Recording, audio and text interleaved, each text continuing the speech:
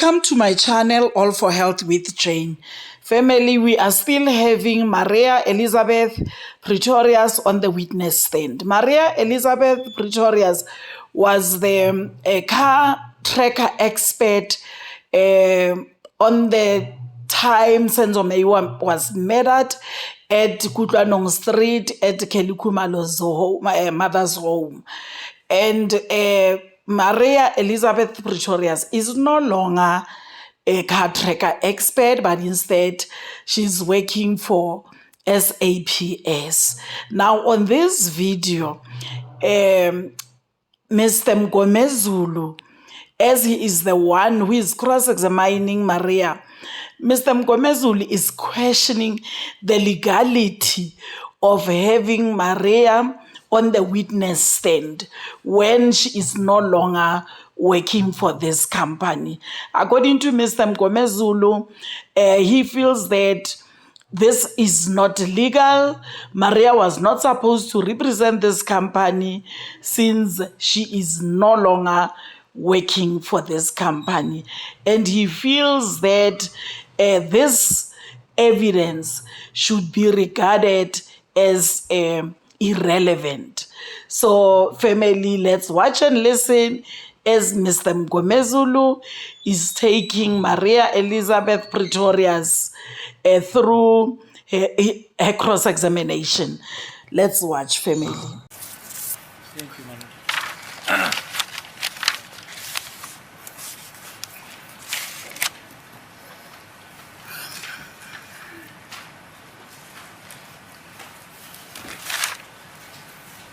Good day. Good day. Good day. I'm trying to adjust.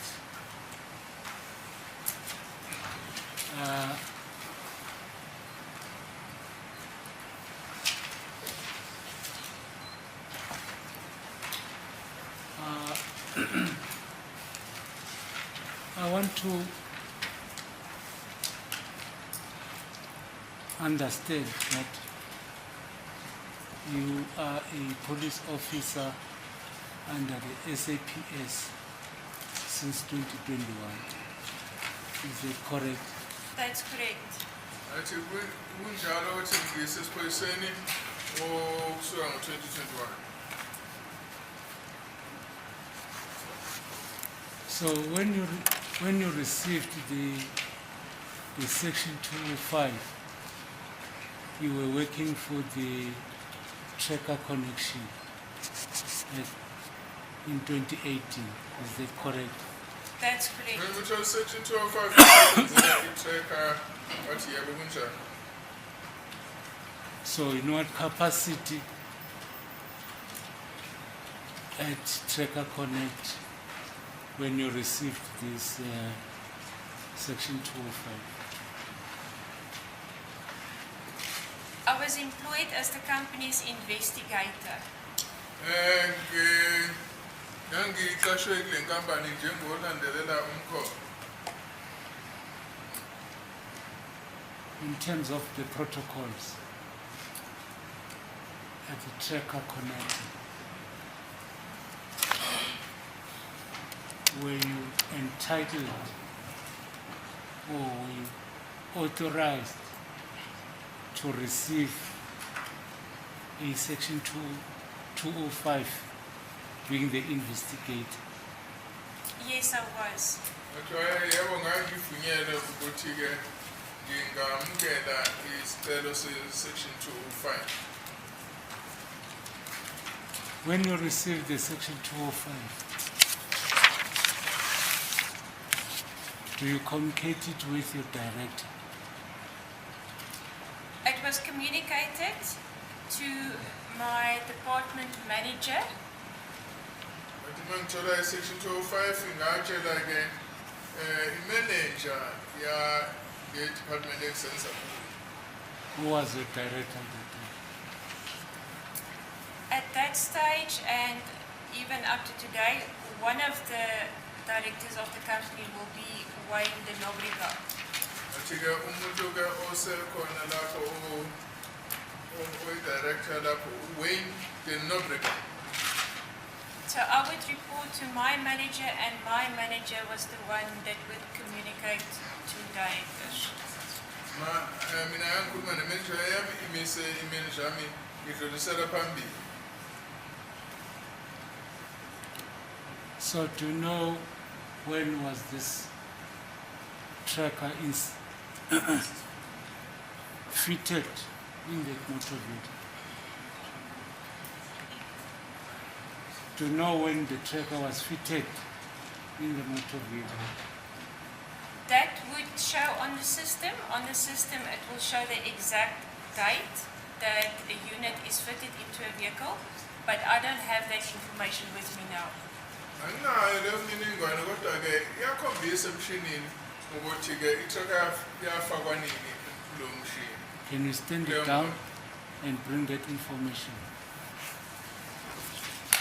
That would have to be asked from the company directly, because I do not work for the company anymore, so now I do not have access to their systems anymore.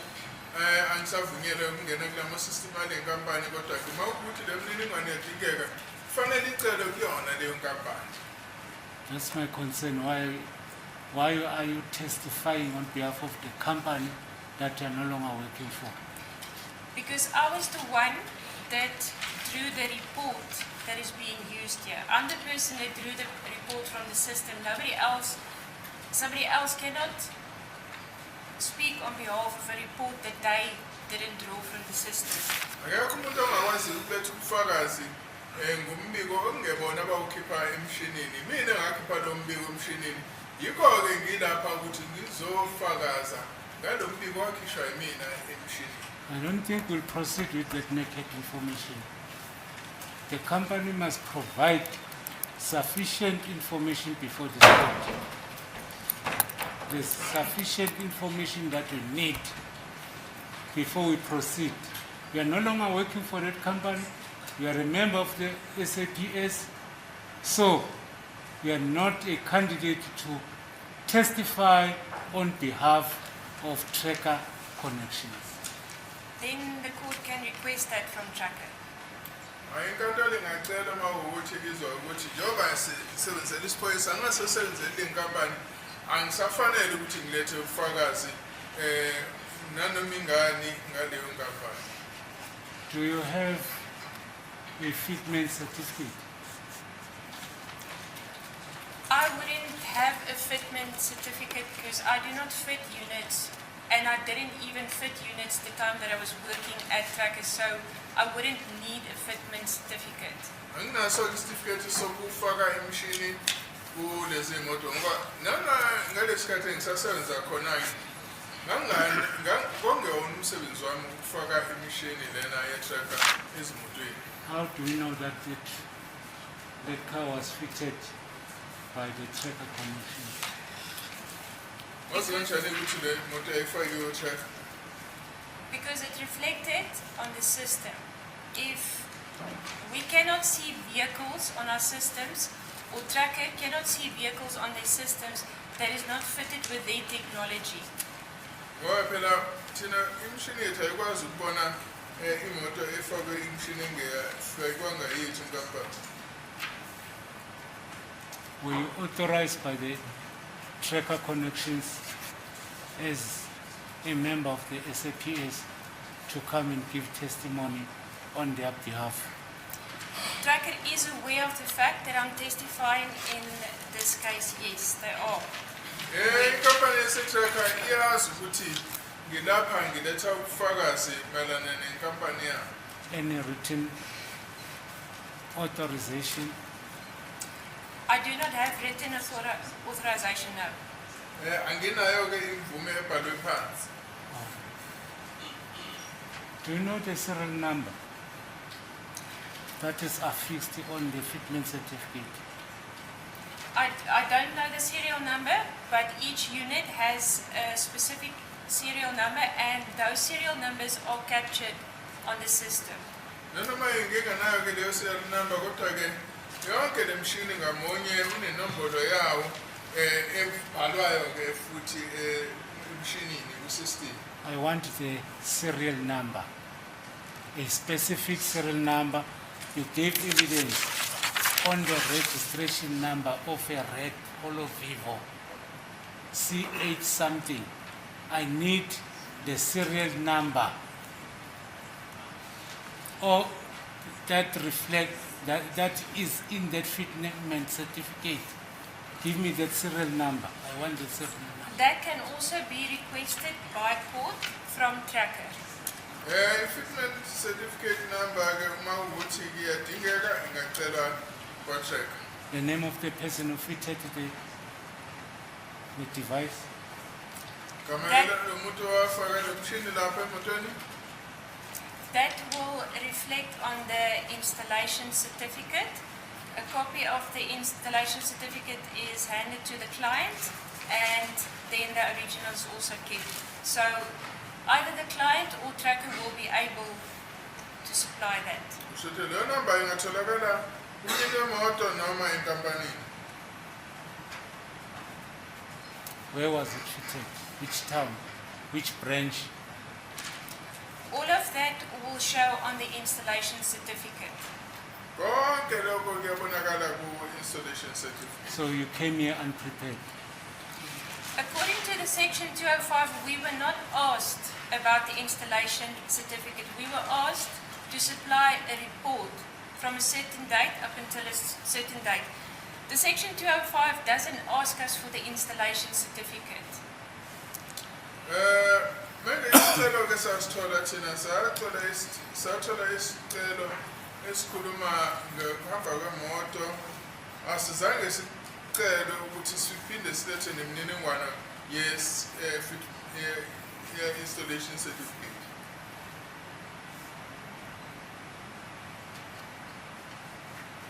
In terms of the National Police, of the current employee, which article permits you to come and testify for a previous employee?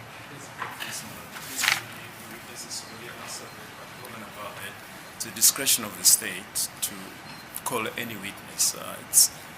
It's not for this witness to decide on that. We submit that it's an unfair question to this witness. I'll submit, my lord, it is a fair question. We submitted that this evidence of this witness is irrelevant, and we don't know where it is taking us to, and the state is wasting the court's time. As I explained before, I was the person that drew this specific report. So it again would be difficult for somebody else to come and testify on a report that they didn't draw from the system. And even the statement was done by myself, it wasn't done by somebody else. Imina wakhipha lo mbiko emshinini, imina akekho umuntu ongakwazi ukuthi azoletha ubufakazi ukuthi akuyena wakhipha lo mbiko emshinini. Mina futhi owabhala statement. I understand this is what you've done. You left that company, you joined the public sector. But to come and testify for the work we've done in the private sector. This is the third time that the same question is being asked.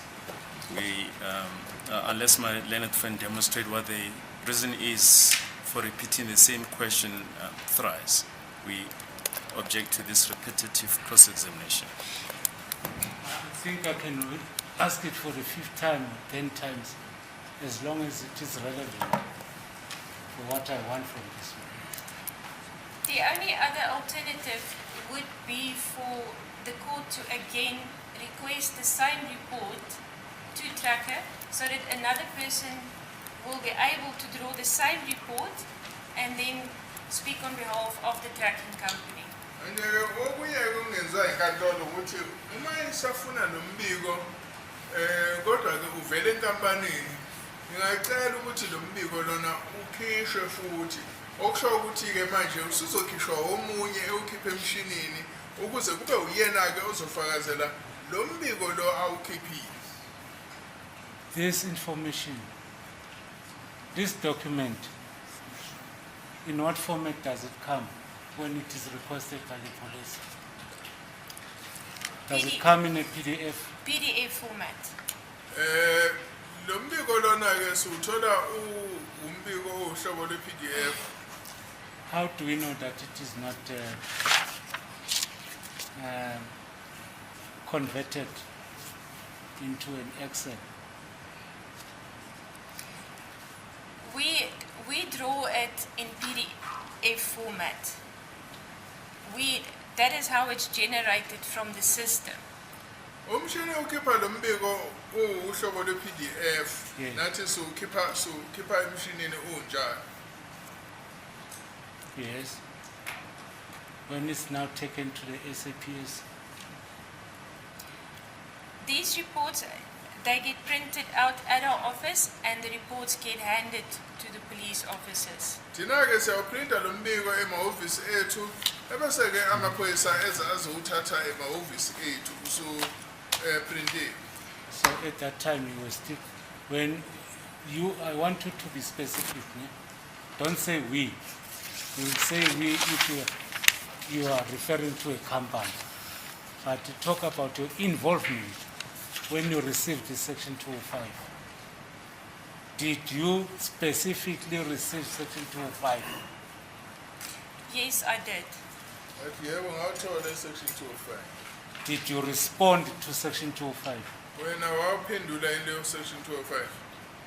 Yes, I printed out a report and I printed out my statement and it was handed over to the investigating officer. Yebo ngaprinta i-report, ngaprinta-ke ne-statement sami, ngase-ke lokho ngikunika umseshi.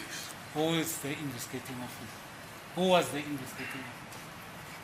At the time that I received the Section 205, it was a Sergeant Mngomezulu. Sergeant Mngomezulu-ke wayewumseshi kulolu, wayewumphenyi kulolu daba ngesikhathi-ke mina ngithola i-Section 205. Did you hand it over to, did you respond to Mngomezulu? That's correct. Yebo ngaphendula nganika umkhezi. How did you respond? How did you submit the document to Mngomezulu? In a form of a PDF? That's correct. The way that it is seen now in court, this is what I handed over. But yebo yile ndlela engamnika ngayo njengoba ubonakala la enkantolo lo mbiko. I say how? How did you send it? By to Mngomezulu? hand. It was handed over by hand to the investigating officer at our office. Ngamnika ngesandla umkhize emahhovisi ethu lo mbiko. That was 2018, correct? That's correct. Yebo kwaku-2018. When it was taken by Mngomezulu,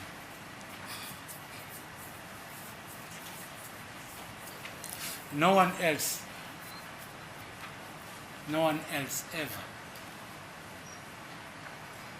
applied for or served with Section 205 except Sergeant Mngomezulu.